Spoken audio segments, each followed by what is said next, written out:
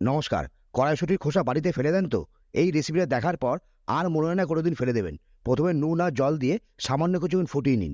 এবার ঠান্ডা করে নিয়ে একটা মিক্সিং জারের মধ্যে দিয়ে একটা মিহি পেস্ট বানিয়ে এবার একটা ছাঁকনি দিয়ে খুব ভালো করে ছেঁকে নেবেন। না হলে কড়াইশুঁটির খোসার মধ্যে যে আঁশগুলো আছে ওগুলো থাকলে খেতে একদমই ভালো লাগবে না। তারপর এর মধ্যে দিন পেঁয়াজ কুচি, আদা রসুন বাটা, ধনেপাতা কুচি, হলুদ গুঁড়ো, গোলমরিচের গুঁড়ো, জিরে গুঁড়ো, লঙ্কার গুঁড়ো আর সবশেষে নুন। এবার যতটা আপনারা বেসন দেবেন ঠিক তার সমপরিমাণ চালের গুঁড়ি দেবেন। এবার ওপর দিয়ে অল্প একটু গরম তেল ছড়িয়ে দিয়ে খুব ভালো করে সবগুলো একসঙ্গে মিক্স করে একটা ঘন ব্যাটার রেডি করুন। তারপর কড়াইয়ে তেল গরম করে একের পর এক বড়ার আকারে ছাড়তে থাকুন। কড়া ভরে গেলে আর দেওয়ার দরকার নেই। এবার এক পিঠ ভালো করে ভেজে নিয়ে অপর পিঠও খুব ভালো করে ভেজে নিন। ভাজা হয়ে গেলে ভালো করে তেল ঝরিয়ে একটা প্লেটে তুলে রাখুন। এবার এই রেসিপিটা দেখার পর আর মনে হয় না কড়াইশুঁটির খোসা আপনারা বাড়িতে কোনোদিন ফেলে দেবেন। এইভাবে বাড়িতে একবার বানিয়ে খেয়ে দেখুন, দেখবেন এর মধ্যে কোনো রকম মাছ বা মাছের ডিম নেই, তাও কিন্তু মাছের ডিমের বড়ার মতো টেস্ট হবে। Alright.